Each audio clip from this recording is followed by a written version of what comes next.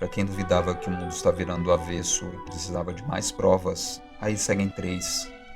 A primeira está na mídia internacional de hoje, final de setembro de 2022.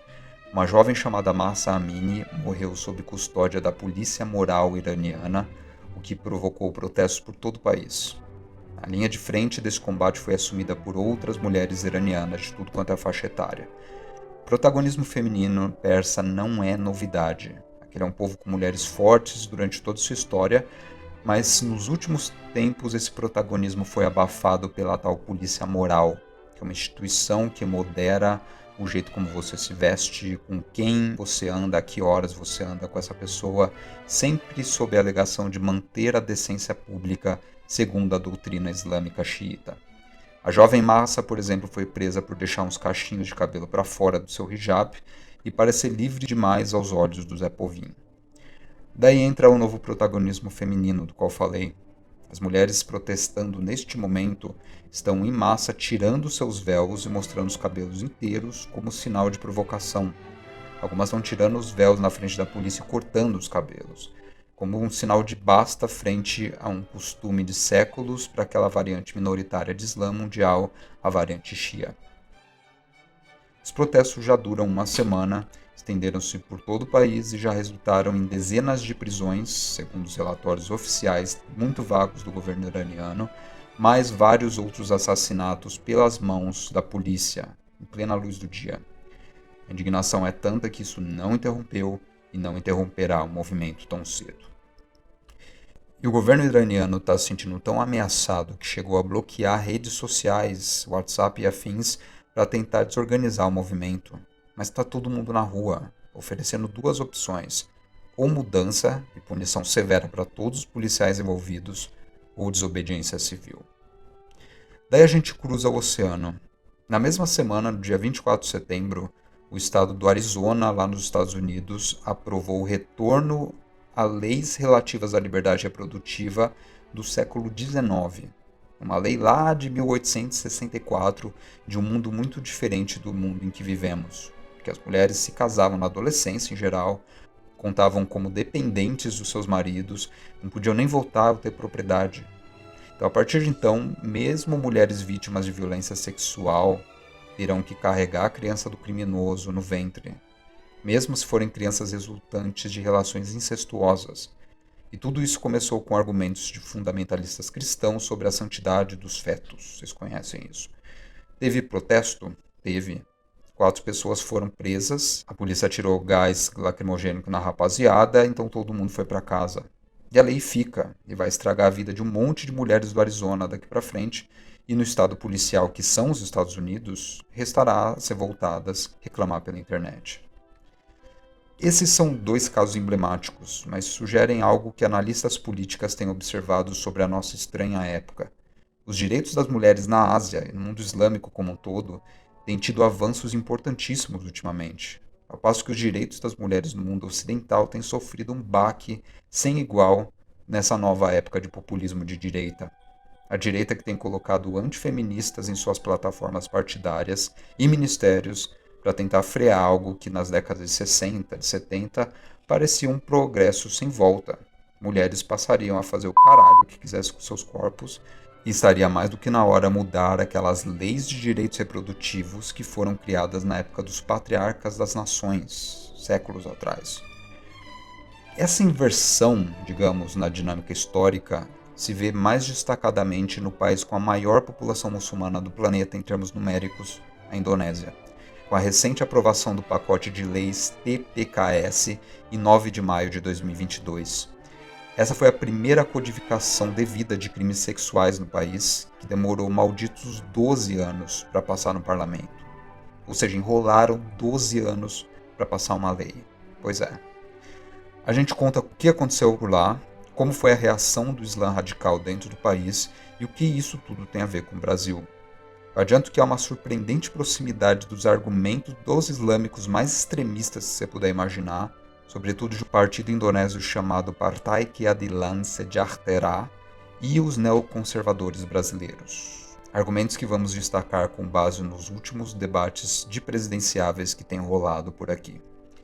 A história é longa e a gente começa passando rápido pela parte mais chata, que é o texto da lei. O Decreto 12 de 2022 oficializa leis sobre eliminação da violência sexual. Eu deixo aí o link do texto oficial no site do governo indonésio. E essas leis formalizam quais são os tipos de violências sexuais e de gênero, fornecendo uma base legal de proteção para vítimas de abusos quaisquer. Anteriormente, o governo jogava para baixo do tapete problemas como violência doméstica, como estupro, como casamento infantil e até escravidão sexual, julgando se tratar de problemas privados, que cada família, cada comunidade ou tribo deveria resolver. O resultado, é claro, era um desastre atrás do outro. Só 8% das vítimas de abuso sexual iam até a polícia, porque a própria polícia era e é famosa na Indonésia por humilhá-las publicamente e pôr a culpa nas vítimas. A gente já volta nisso.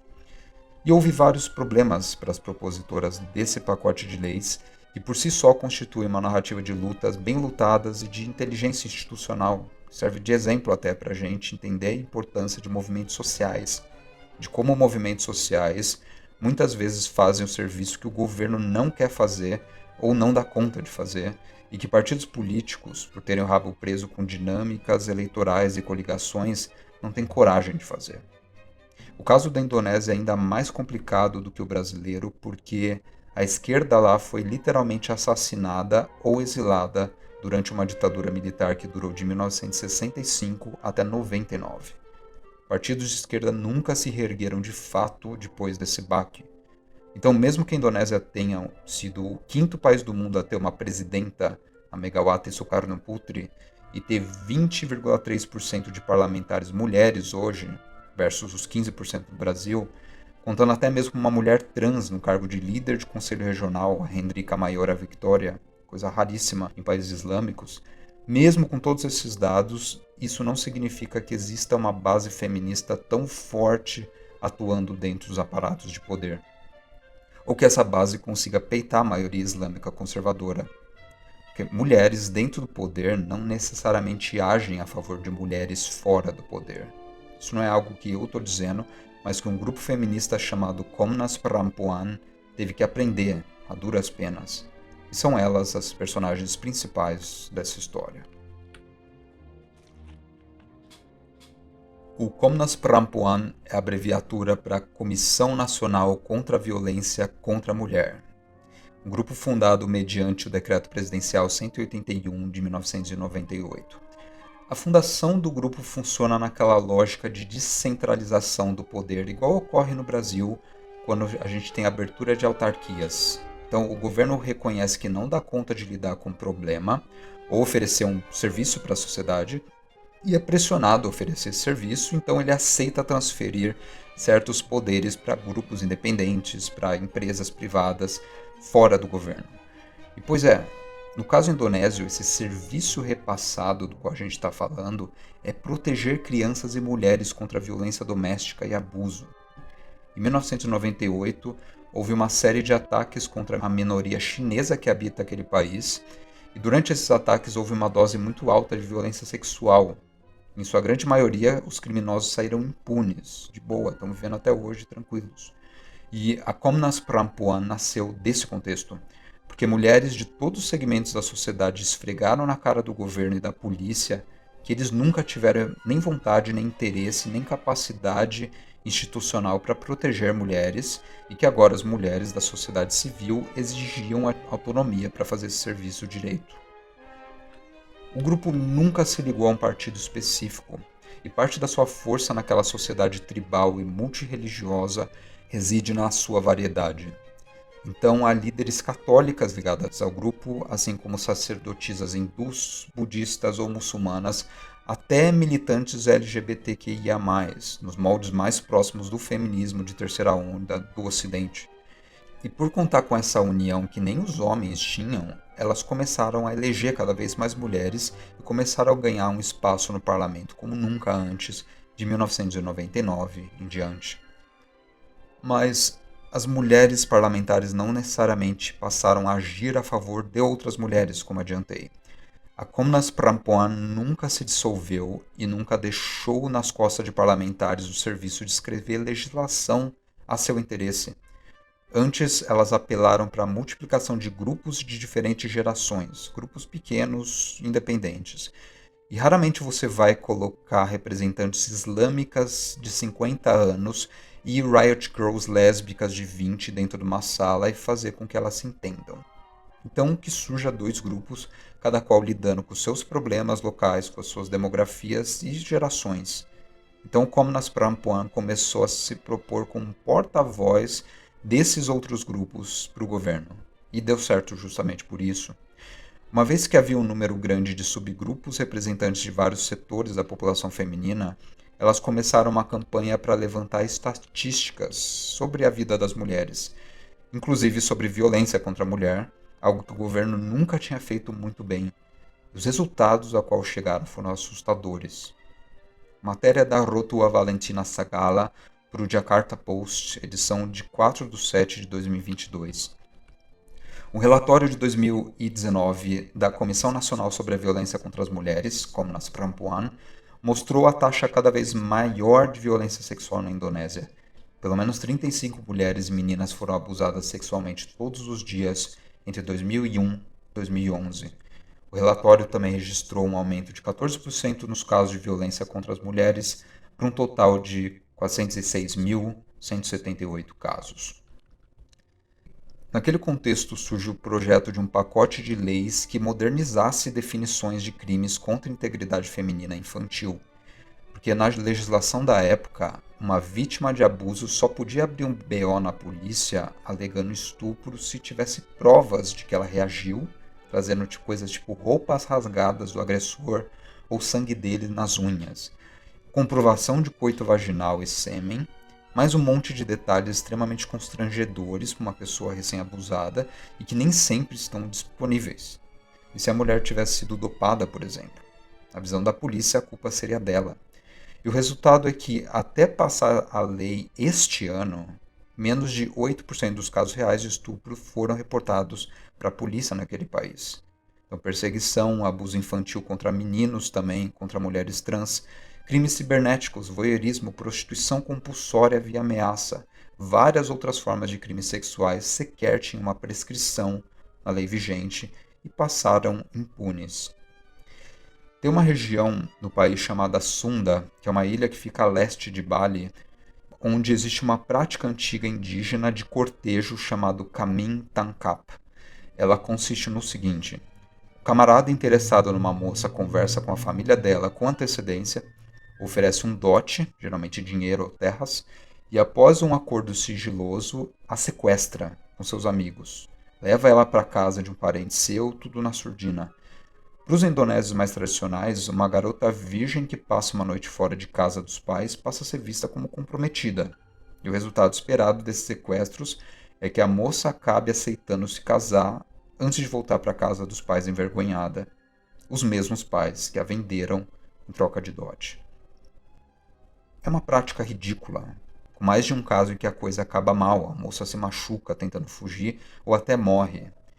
Está envolvido aí também um nível de violência psicológica, de constrangimento, de manipulação, que não deveria ser aceito como tradição em pleno século XXI, em nenhum lugar do mundo. Foi isso que passou a defender uma ministra ligada ao Komnas Perempuan, chamada Bintang Puspayoga, fazendo com que essa prática fosse proibida dentro desse pacote de leis que eu estou mencionando. Então, várias pequenas pautas como essa, às vezes ligadas a uma tradição muito específica de uma região, às vezes ligadas a problemas mais amplos, todas essas pautas tiveram que ser reunidas pelo grupo através de anos de encontros nacionais, formação de subcomitês e postas no papel para então virarem lei só este ano, 2022. Só que por que o pacote de leis demorou tanto para sair? O projeto de lei TPKS começou a ser redigido em 2010, na real, e foi proposto para o parlamento algumas vezes. A reação veio de imediato. Inicialmente não levaram o grupo tão a sério, não acharam a pauta importante o suficiente. Há registro de um projeto de lei sendo posto em pauta no parlamento em 2011, o projeto de lei 12 daquele ano, e entrando para a lista prioritária só 5 anos depois, sem justificativa nenhuma do atraso. Foi mais um caso de pura preguiça institucional, políticos não querendo ferir a sensibilidade de autoridades religiosas ou postergando seu trabalho para a próxima administração a ser eleita. O presidente Joko Widodo chegou a assinar um termo de compromisso com as mulheres, crianças e vítimas de abuso naquele mesmo ano, mas a lei juntou poeira no parlamento por mais 2 anos inteiros para começar a ser discutida em agosto de 2019. Houve várias reuniões de deliberação entre o governo e a Comissão 8, até que finalmente foi decidido que o projeto não poderia ser aprovado.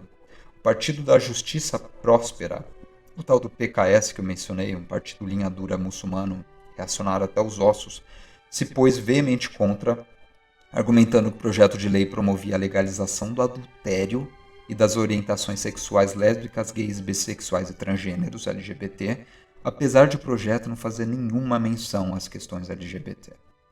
Pois é, legisladores tiveram mais de uma década para se informar sobre esse projeto de lei em questão.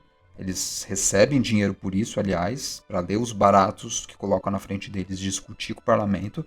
Só que quando chegou na hora de tomar uma posição, eles se opuseram a tudo aquilo baseado no que leram a caminho para o trabalho nos cartazes de uns reaças antifeministas desocupados, ou no que receberam pelo WhatsApp.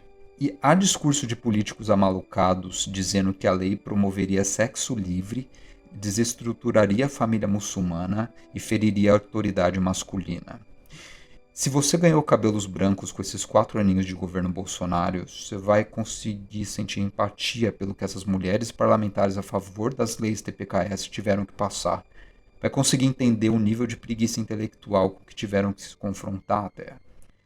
A gente teve no último debate de presidenciáveis aqui no Brasil um indivíduo que eu não vou mencionar o nome, que disse que se o aborto passar, e aborto não é pauta de nenhum presidenciável com chance de ganhar, infelizmente, mas se o aborto passar, a humanidade acaba. Ele falou isso a sério, que todo mundo passaria a abortar e acabaria a população humana. Então, a gente tem o caso de um homem adulto que tem uma falta de rigor com a própria inteligência num nível, uma falta de orgulho mínimo de estar na categoria de animais racionais, que consegue falar isso na frente de TV nacional, e é esse tipo de cara que atrasa o progresso do mundo. O tipo de gente com quem o Comnas Prampuan teve de lidar por anos com pulso firme. E as representantes do Comnas Prampuan basicamente tiveram que ir para a mídia dezenas de vezes para repetir o conteúdo do projeto tudo de novo, em versão mastigadinha, e revelar que a lei nem era tão radical assim.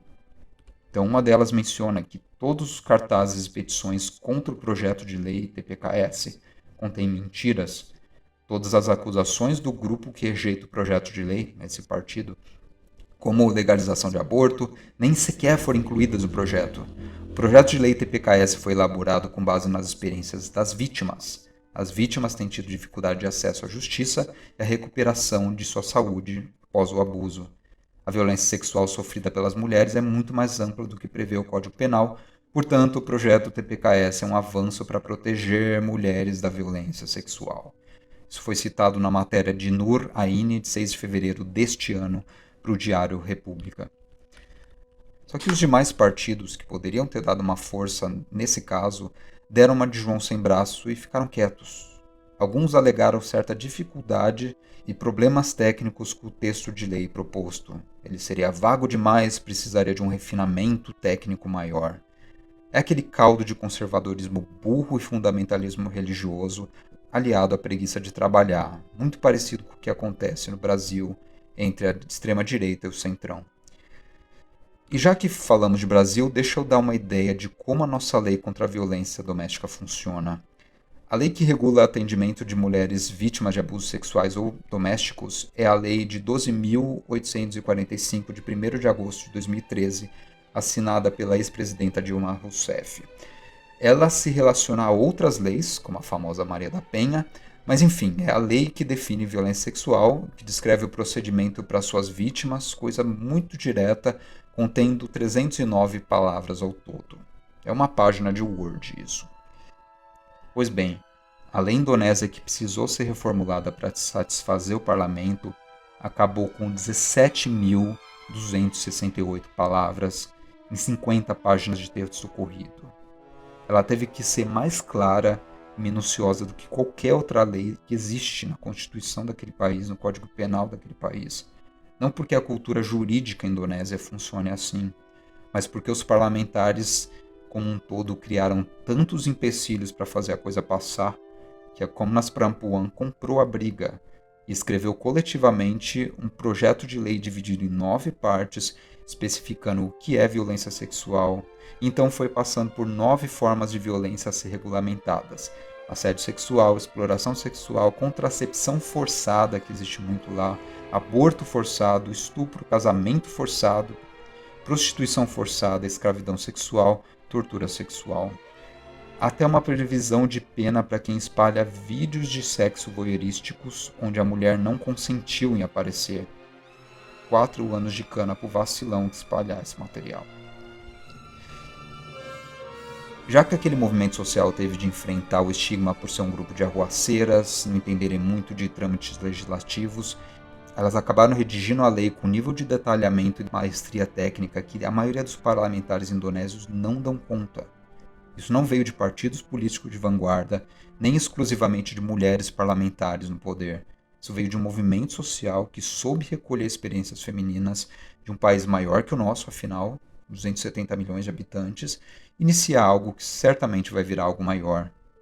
Segundo as prescrições da lei, a própria polícia indonésia vai ter que treinar os policiais do zero a ensinar a tratar a mulher vítima de abuso. Imagina uma lei passando no Brasil, forçando o exército a se reeducar, a mudar os cursos da AMAN. É disso que a gente está falando. Na Indonésia mal se fala de aborto hoje em dia. De jeito nenhum essa é uma pauta que passaria neste momento com um tipo de cultura jurídica e religiosa que eles têm por lá. Direitos LGBTQIA+, começam a ganhar espaço só agora, já que essa lei prevê violência sexual como um todo. Então ela também vale para homens biológicos que sofrem de abuso. Então mulheres trans de tabela vão se beneficiar também naquele regimento jurídico que não as reconhece como uma categoria. Então reações, é claro, estão vindo de tudo quanto é lado. Eu cheguei a ouvir aquele papo tão comum do Brasil Reaça de que a lei anti-estupro pode levar homens inocentes, legitimamente interessados em uma parceira sexual, a serem vítimas de injustiça.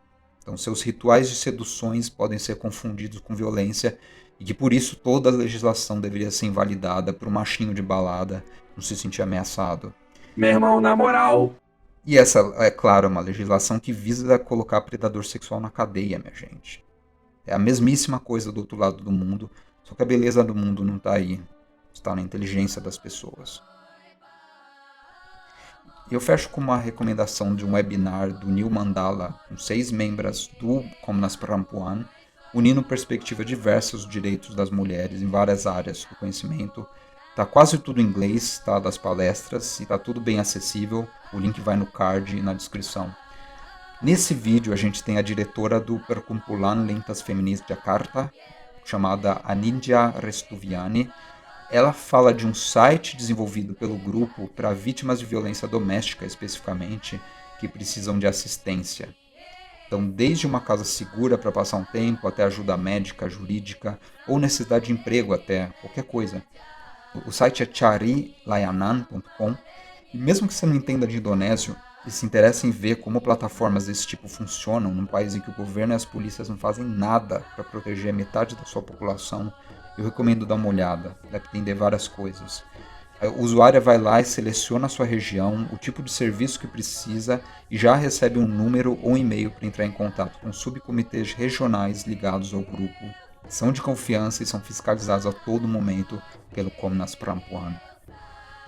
Na Indonésia há também um feminismo radical teórico, menos ligado ao lobby junto ao governo e mais ligado à academia, geração de teorias, de livros mesmo. E nesse quesito eu recomendo o trabalho recente da Intan Paramadita e de um grupo chamado Sekolah Pemikiran Perempuan, ou SPP. Elas têm encontros internacionais todo ano, projetos de tradução de feministas indonésias para línguas mais acessíveis, inclusive inglês, além de estarem desenvolvendo uma coisa muito nova, que elas estão chamando de feminismo transarquipelágico decolonial. É um nome complicado, Só que é uma leitura do feminismo menos subordinada a experiências feministas do norte global, da Europa e dos Estados Unidos, e mais afim às necessidades e realidades de mulheres do Sudeste Asiático. O trabalho é foda de bom e fica o link de tudo que eu citei aqui na descrição do programa. Domingo, é claro, é dia das eleições e a minha única dica que eu deixo para vocês é: não deem um tiro no próprio pé. Até a próxima.